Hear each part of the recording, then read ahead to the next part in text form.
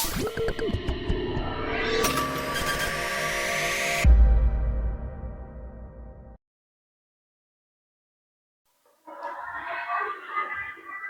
billahi minasyaitonir rajim. Bismillahirrahmanirrahim.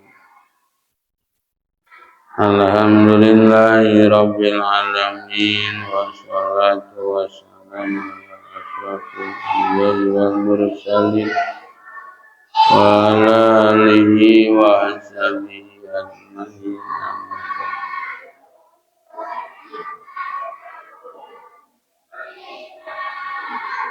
Mana nanjan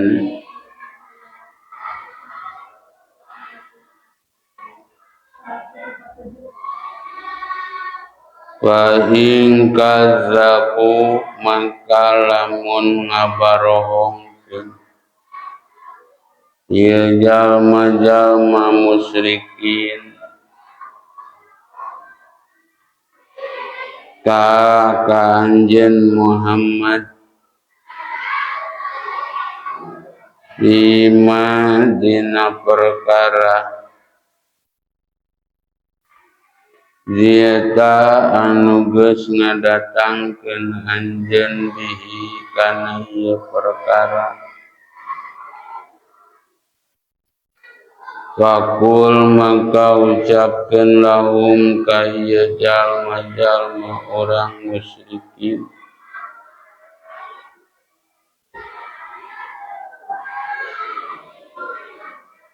Wakul maka ucapkeun ku anjeun Muhammad lahum ka ieu jalma-jalma musyrikin. Rabbukum ari pangeran aranjeun kabeh.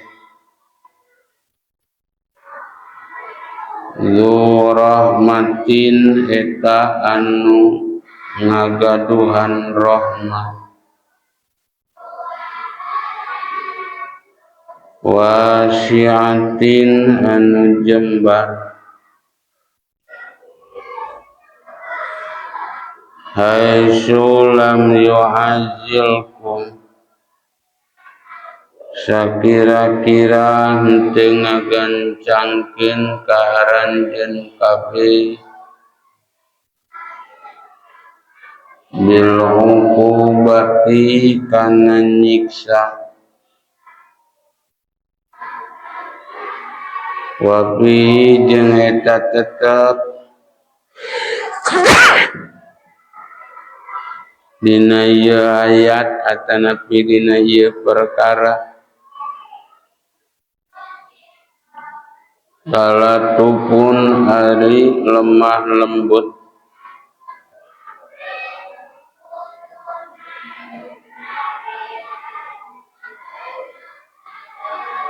bidu'aihim kana ngajakna ieu jalma-jalma urang Yahudi ilal imani kana kaimanan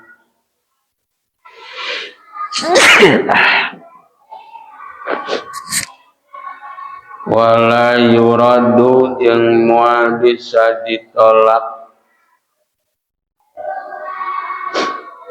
naon basuhu siksana Gusti Allah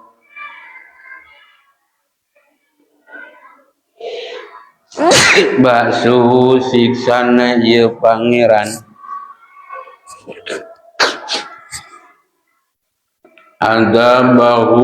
adabuhu tegesna siksana ieu pangeran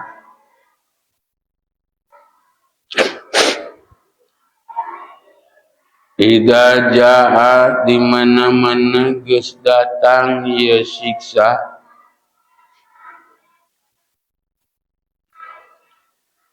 anil qaumil mujrimin di kaum-kaum anu daroraka kabeh.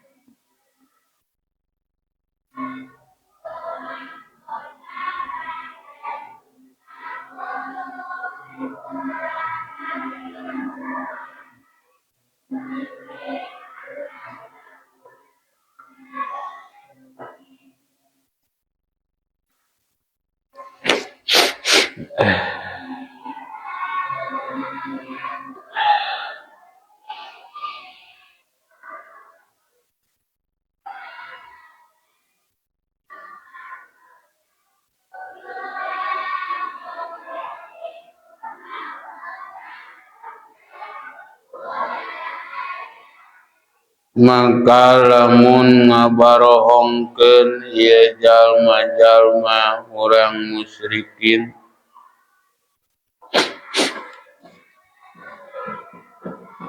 ka anjeun Muhammad,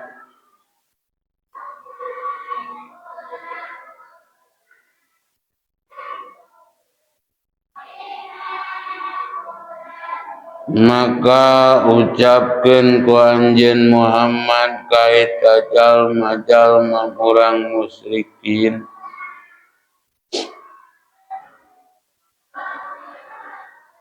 ari pangeran aranjeun kabeh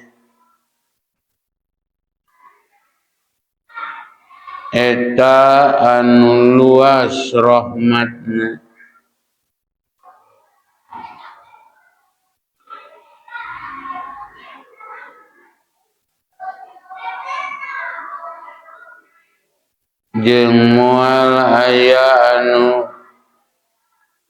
jeung moal bisa ditolak siksana ieu pangeran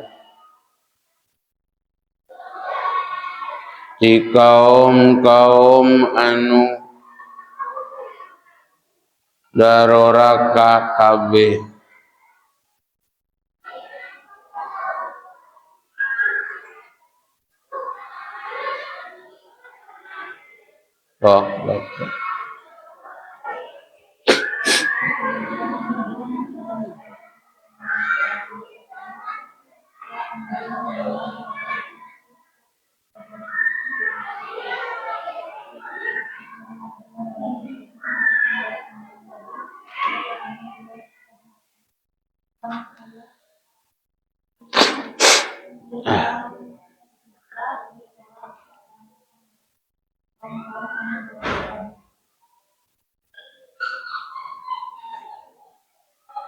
Parantos ngadawuh Gusti Allah Ta'ala dina ieu ayat ka Kangjeng Nabi Muhammad sallallahu alaihi wasallam,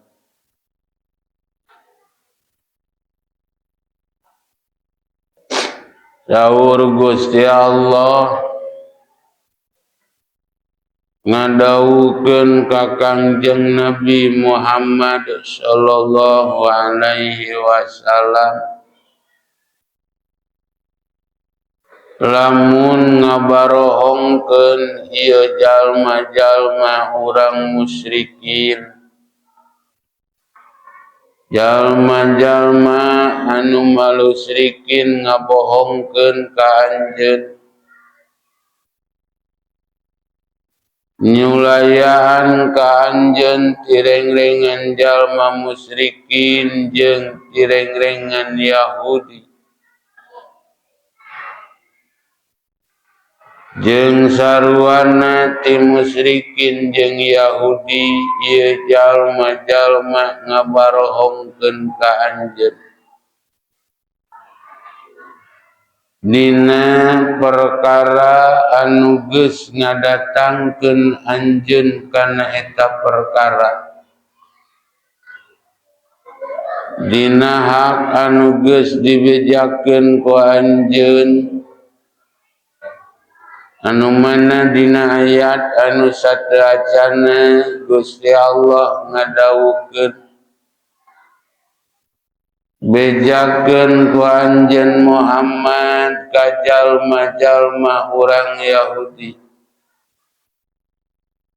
bahwa kaula geus ngaharamkeun ka eta jalma-jalma urang Yahudi setiap sasatoan anu ngabogaan kukuna ngarangkep sapertikeun onta jeung sapertikeun sapi atanapi sapertikeun embe eta sonta jeung eta embe diharamkeun ka eta maranehanana urang Yahudi jeung tina ingon-ingon sapi oge domba ku kaula geus diharamkeun ka maranehanana lemakna atanapi gajihna ka eta urang Yahudi ta ieu teh mangrupakeun paharaman ieu teh mangrupakeun balesan ti kaula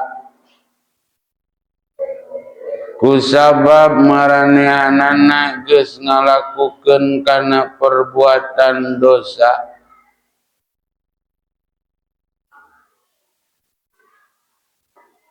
kusabab kadoliman maranehanana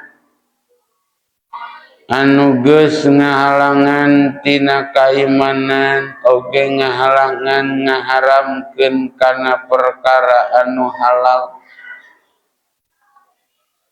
ngaharamkeun kana dahareun jeung kana ingon-ingon anu halal maka bejakeun ku anjeun Muhammad ka maranehanana kaula ngaharamkeun kana onta jeung kana embe lamun tina sapi nu diharamkeun teh gajihna eta embe jeung eta domba jeung eta sapi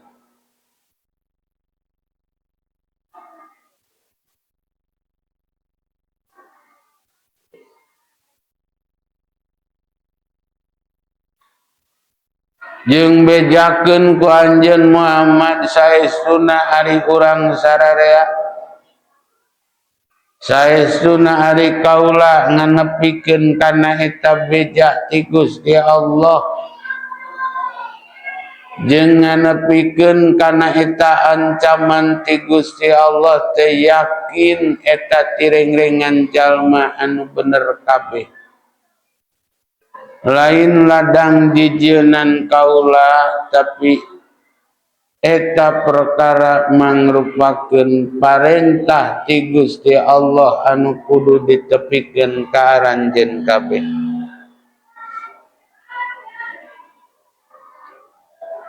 maka dina ayat Gusti Allah ngajelaskeun Muhammad di mana-mana eta jalma-jalma urang Yahudi jeung urang musyrikin ngabohongkeun ka anjeun maka bejakeun ku anjeun ka eta jalma-jalma urang Yahudi jeung urang musyrikin saestuna ari pangeran urang jeung pangeran maraneh kabeh teh dat anu maha jembar rahmatna anu maha agung naon teh pangampuranna nya dat anu maha ngahampura jeung dat anu maha welas asih ieu maksudna ieu ayat teh anu kudu dibejakeun ka eta jalma-jalma urang Yahudi ka jalma-jalma musyrikin ka jalma nu ngalakukeun kana perbuatan dosa bejakeun ku anjeun Muhammad bahwa dat Gusti Allah teh pangeran aranjeun kabeh anu ngagaduhan rahmat anu jembar rahmatna Gusti Allah teh jembar pangampurana Gusti Allah teh luas ieu teh mangrupakeun targhib pangreresep keur maranehanana eta jalma-jalma musyrikin jeung jalma-jalma urang Yahudi supaya maranehanana nyuprih karena rahmat Gusti Allah anu jembar jeung supaya nuturkeun kanu jadi rasulna nyaeta ka Kangjeng Nabi Muhammad. Ieu pan teu bedanya sebagai pewaris Rasul ulah sok mutus asakeun ka jalma anu berbuat dosa. Nah ya betul itu. Nah betul itu.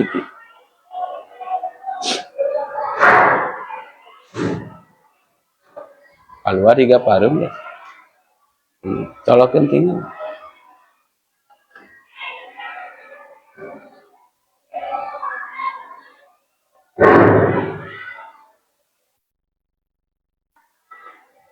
Ulah sok putus asakeun ka jalma anu berbuat dosa tapi kudu mere pangharepan bahwa dat Gusti Allah dat anu jembar rahmatna sakumaha lobana kasalahan jelema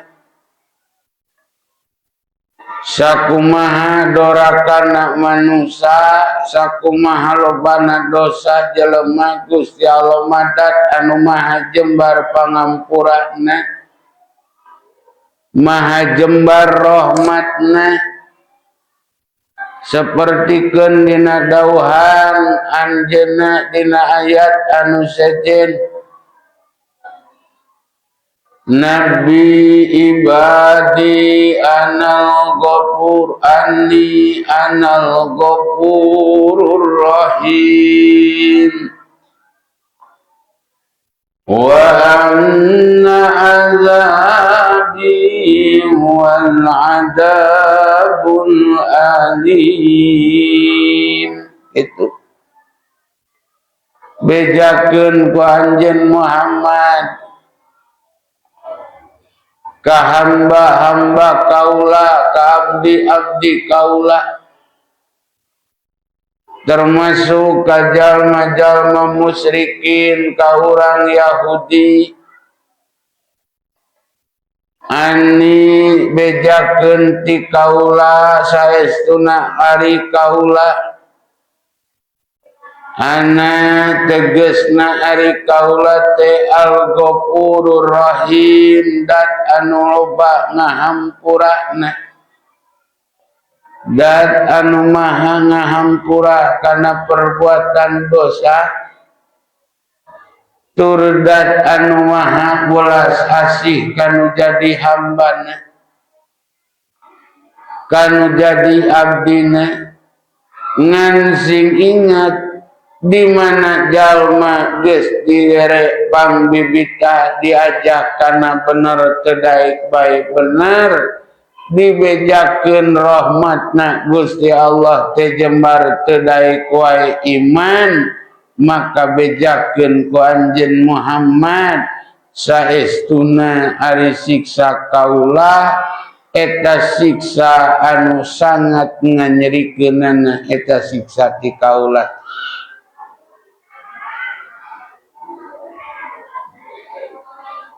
Jadi dina ayat nanti ieu teh mangrupakeun pangajak ka maranehanana supaya iman supaya nuturkeun kanu jadi rasulna Gusti Allah ka Kangjeng Nabi Muhammad.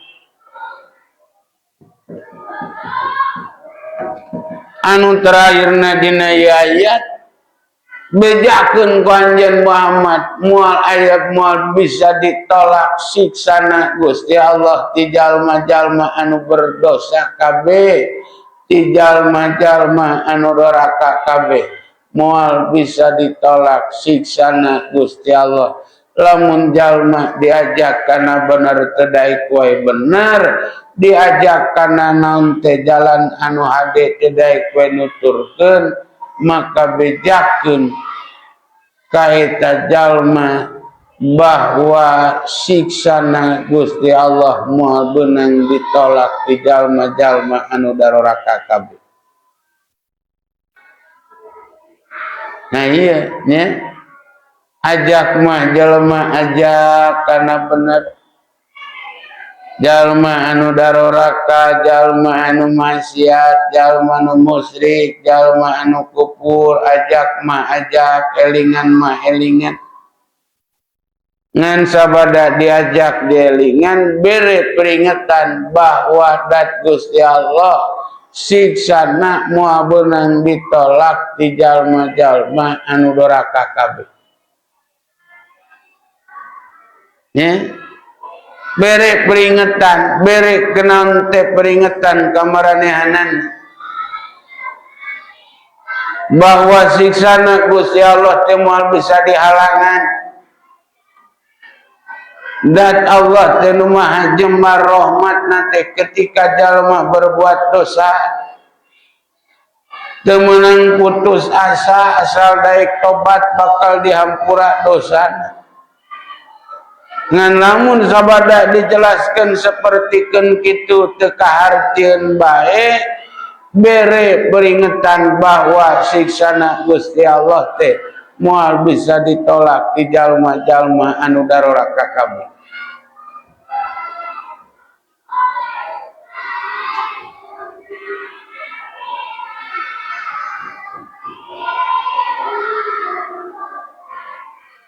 Ya, sebab ya sifatan Gusti Allah teh hiji, Gusti Allah teh nu nampi kana tobat. Ya. Gusti Allah teh nu nampi kana tobatna hiji jalma. Jalma salagi hirup kene di alam dunya asal daek tobat ka Gusti Allah ditarima tobatna ku Gusti Allah. Dosa musyrik wae asal daek tobat ka Gusti Allah dihampura eta dosa teh.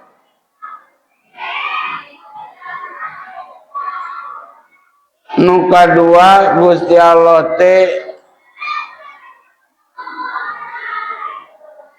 nampi kana tobatna manusia, nampi kana tobatna hambana. Hiji dat Allah teh nu naon teh anu ngahampura kana dosa, nu kadua dat Gusti Allah teh sifatana teh nu nampi kana tobat, nu katilu sifatana Gusti Allah teh anu pohara siksana keur jalma anu teu daekeun tobat jeung teu daekeun nginta dihampura ka Gusti Allah.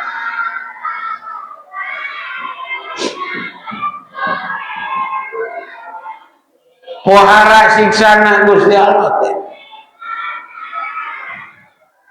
banget mere siksana Gusti Allah teh nyadiakeun siksa neraka keur jalma-jalma anu ngabangkan kana aturan Gusti Allah. Keur jalma-jalma di alam dunya anu mata di alam dunya teh teu daek iman ka Gusti Allah, teu daek nuturkeun kanu jadi utusanana Kangjeng Nabi Muhammad. Maka nuduhkeun kana adilna Gusti Allah dina setiap dekade, dina setiap zaman mutus rasul, mutus nabi anu fungsina eta nabi jeung rasul teh supaya ngajak kana kaimanan, supaya ngajauhan tina pamusyrikan, ngajak jelema sina iman ka Gusti Allah, ngajak ka jelema kana jalan kasalamatan, supaya ulah aya hujah engke jaga di akhirat ketika manusia disogrogkeun kana neraka. Gusti naha abdi betiasupkeun kana neraka. Bari jeung di alam dunya abdi teh aya nu ngelingan, di alam dunya teh aya anu mere wawadi, di alam dunya nu ngabejaan. Ia bakal jadi pertanyaan ke jagat di akhirat. Ya?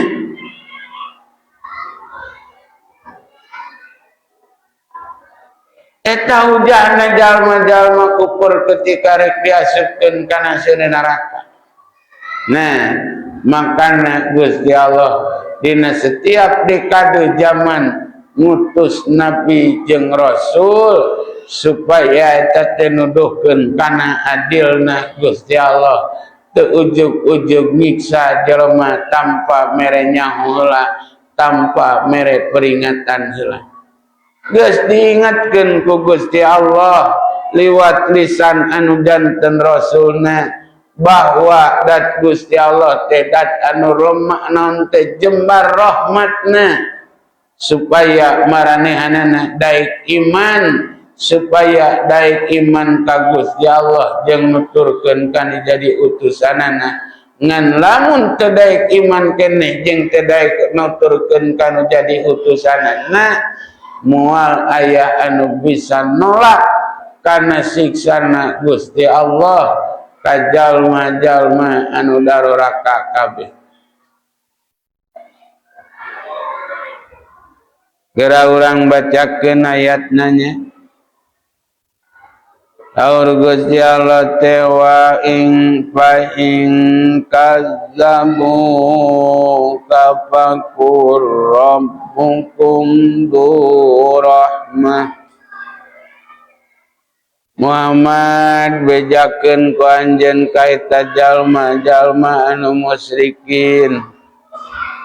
Bejakeun ku anjeun Muhammad ka eta jalma-jalma urang Yahudi di mana maranehanana ngabarohongkeun ka anjeun teu percaya kana perkara nu didatangkeun ku anjeun, maka dibena maranehanana teu percaya jeung ngabohongkeun ka anjeun.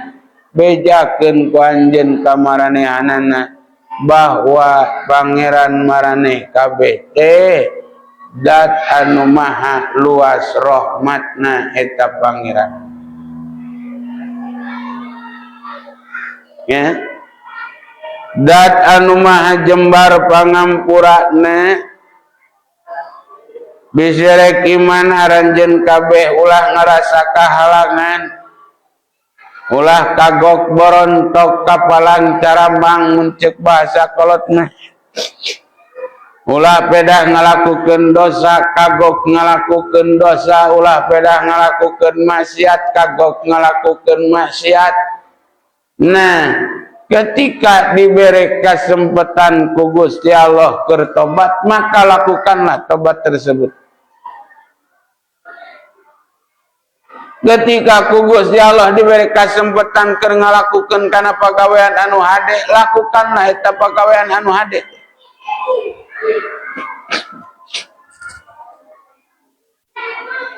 Ulah sok putus asa tina rahmatna Gusti Allah.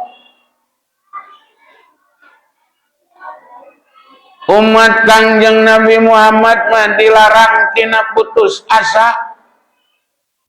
Sabab ari putus asa tina rahmatna Gusti Allah teh kasupkeun kana perbuatan dosa.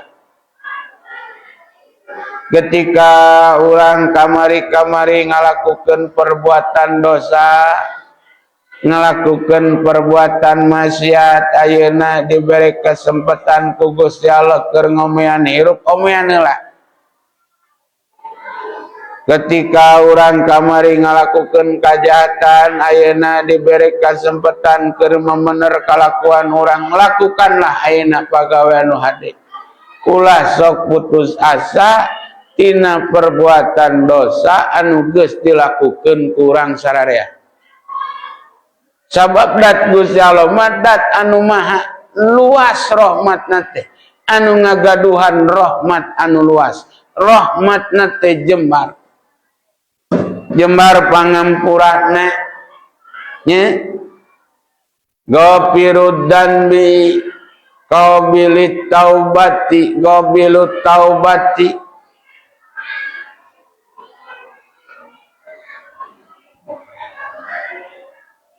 syadidul iqabi Nah itu Gusti Allah teh nu kahiji kepirudan bidat Gusti Allah teh nu ngahampura kana dosa. Moal aya nu bisa ngahampura kana dosa urang iwati Gusti Allah. La yakfirud dunuba illa anta. Ini ayat nu sanes mah. Teu aya anu bisa ngahampura kana dosa urang iwati dat Gusti Allah. Nu mata kurang kudu minta dihampura ka Gusti Allah, kudu tobat ka Gusti Allah. Diberi kesempatan keur tobat, lakukanlah eta kesempatan keur tobat ka Gusti Allah.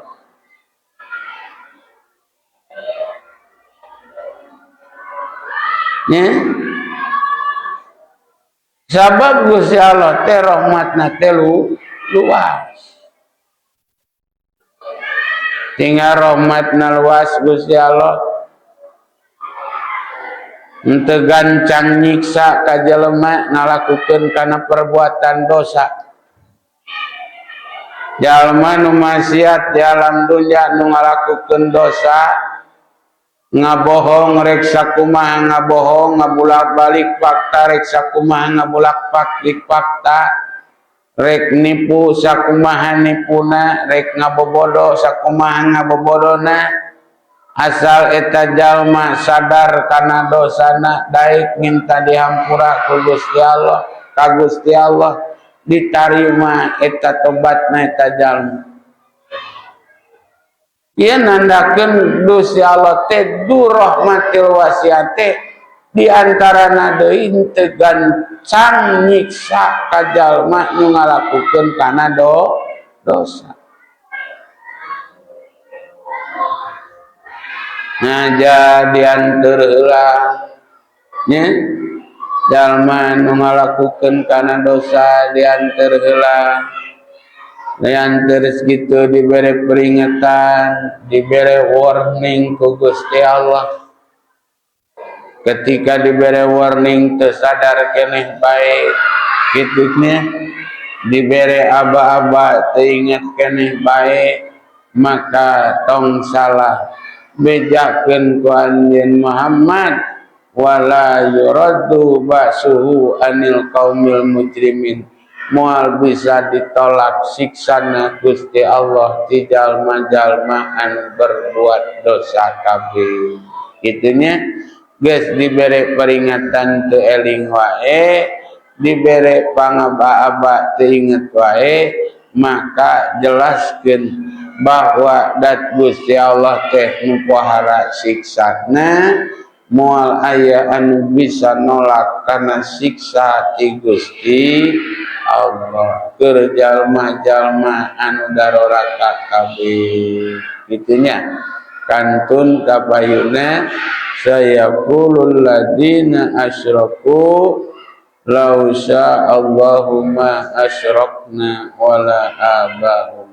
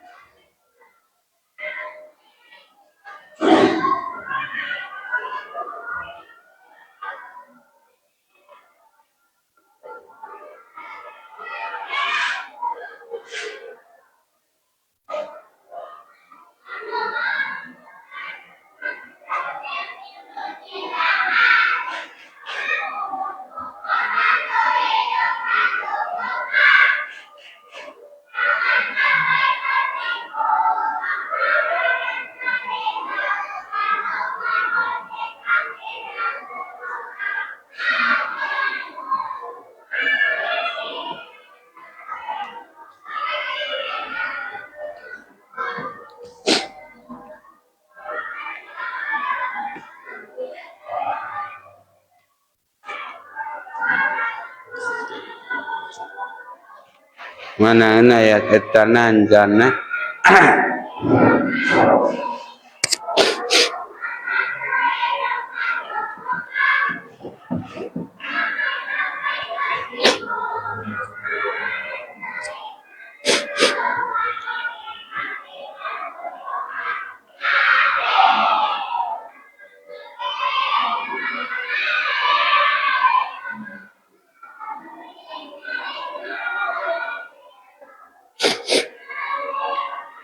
Bismillahirrahmanirrahim.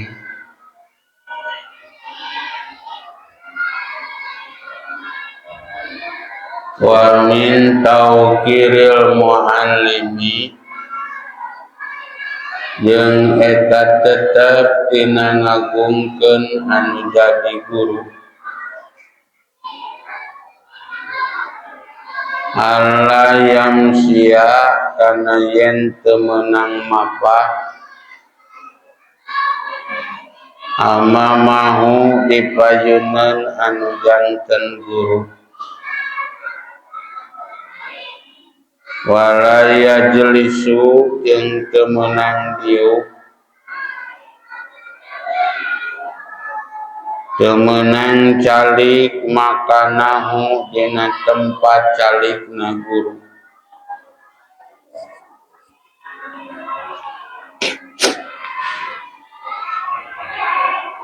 Wala yabtadi'u jeung teu wala yabtadi'ah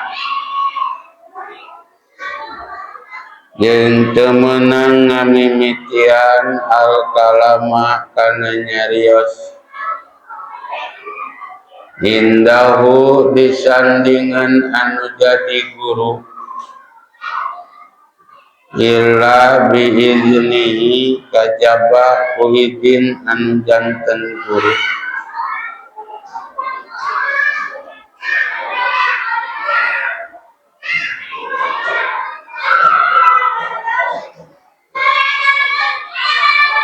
Wala yas'alu wala yuksira wala yukasira jeung teu meunang ngalobakeun al kalama kana nyarios indahu disandingan anu janten guru.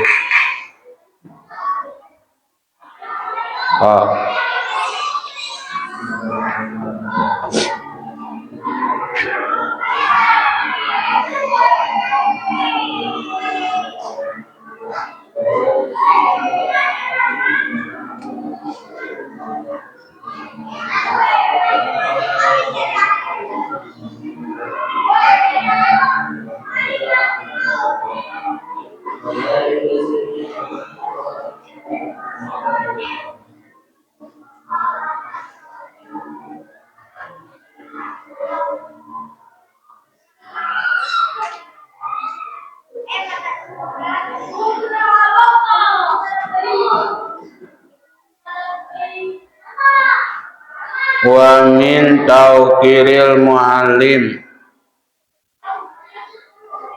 Allah yamsiya amamahu diantawisna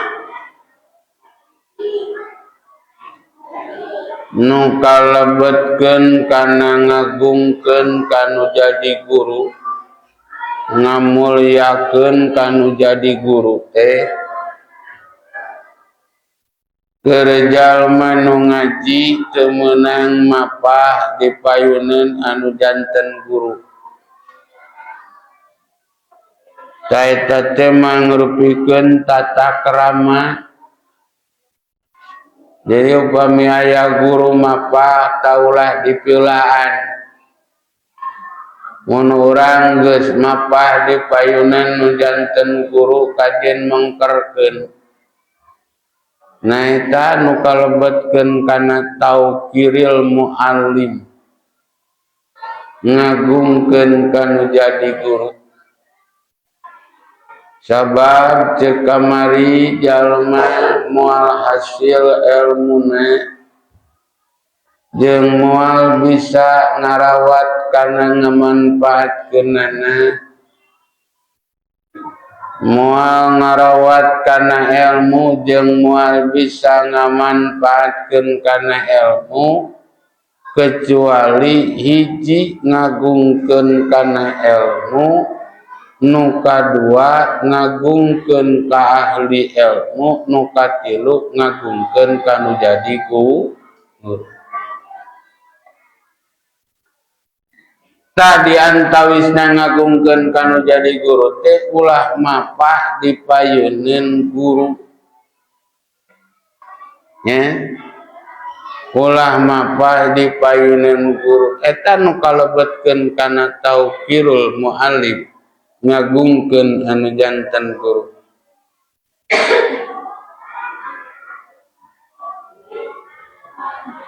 Kecuali diidinan kuno janten guru sok manetila penunjuk jalan gitunya atau lamun lempang dinu poek nah mun lempang dinu poek kurang teu heula guru pandeuri nya sabab bisa aya naon-naon di hareup gitu ngan antawis nama lamun lempang dinu cang lempang dinu negrak mah teu kenging mapah dipayeuneun anu janten guru urang kedah sapengkeureun guru urang anu saterasna wala yajlisa makanahu ulah calik dina tempat calikna guru eta teh mangrupakeun tauqiril muallim ngagungkeun anu janten guru ulah calik dina tempat calikna guru mana tempat calikna guru urang taulah dicalikan ku urang sabab tata kramana adab-adabana sapertoskeun kitu nya ulah calik dina tempat calikna guru urang saterasna wala yabtadi al kalam illa bi idnihi temenang ngawitan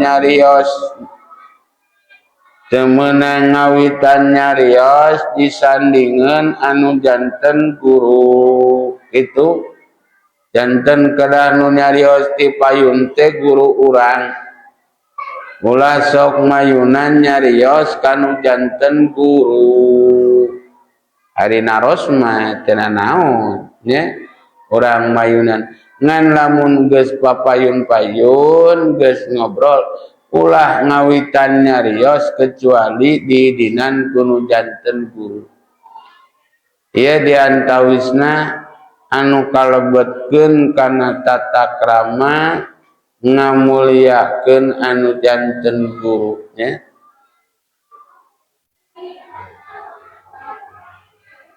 ulah wantun nyarios nya kecuali eta nyarios nate di nante diwidian kunu janten guruna gitu illa biidnihi kajaba kuidina anu janten guru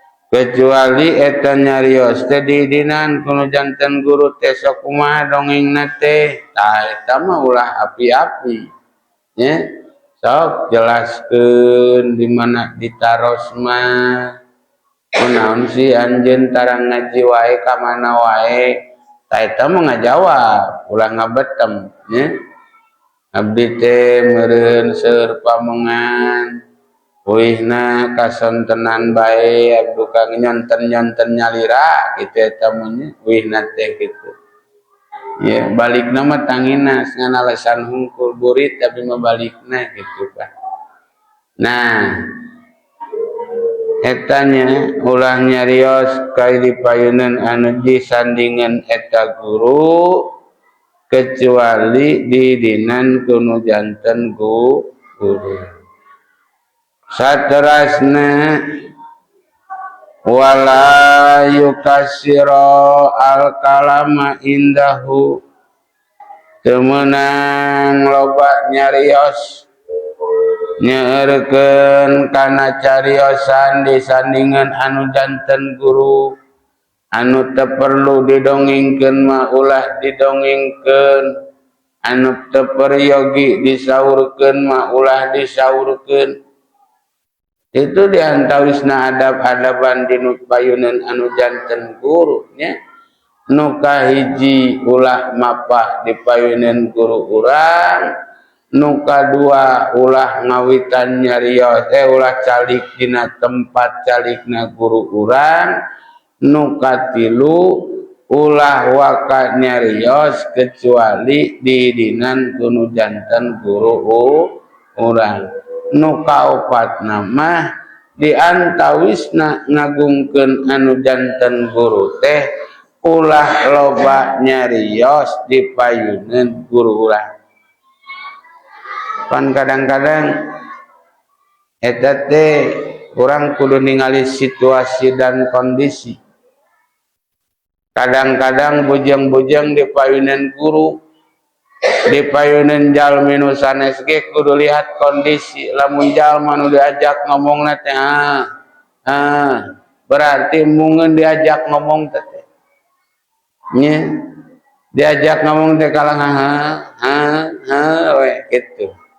Tengah jawab ulah dipaksa nya sabab berarti eta jalma teh keur temut teu hayangeun ngobrol nya aya we ngawea ngabarebet kitu keur naon nuju naon nya geus itu geus teh ieu mah ukur naon hungkul we hungkul nya teu ngajawab berarti keur mungeun diajak ngobrol. Saur Imam Ghazali mah pangulah-ulahna ngajak ngobrol ka jelema nu mungeun diajak ngobrol, na moal balik ngajawabna ge. Nya moal nyambung. Komo dipayuneun anu janten guru mah. Guru urang nuju teu raoseun manah, aya we urang baceprot ngadongengkeun itu ngadongengkeun ieu ta eta teh seueur nyarios teu kenging kitu teh nya. Ieu kartos payuneun babaturan ge tingali babaturan teh teh hatena teh keur caang keur poe kitu. Lamun keur caang bisa ditingali dina beungeutna ge suraseri kitu nya. Moal jauh teh beungeut teh gambaran eusi hate nya. Moal mungkin hati bersedih beungeut ceria moal mungkin nya. Biasana lamun hati keur cenah teh sedih mah beungeut oge milu mengerut nya. Namun hati keur bahagia karena beungeut ge bercahaya. Itu bisa dicari, bisa dinaon, bisa dibuktikan sepertikeun kitu nya. Lihat suatu nanti situasi dan kondisi nu diajak ngobrol na kurang keur mungeun diajak ngobrol ta eta mah ulah loba nyarios. Nah terutamina dipayuneun anu janten guru ulah seueur nyarios kedah saperluna ya kartos nyaeta diantawisna taqdimul muallim tauqiril muallim ngamuliakeun kanu janten guru sakitu nya kantun kapayuna naon teh wala yasalu sayan inda malalatihi wallahu a'lam bishawab.